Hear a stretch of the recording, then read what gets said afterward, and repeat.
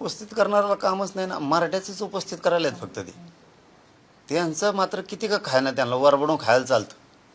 आम्हाला सारथीला पैसे दिले की द्या आम्हाला बी, आम्ही तुम्हाला किती दिले विचारलं का आत्तापर्यंत? मराठ्यांना काय दिलं लगेच आम्हाला द्या, ती सिस्टमच आहे त्यांची.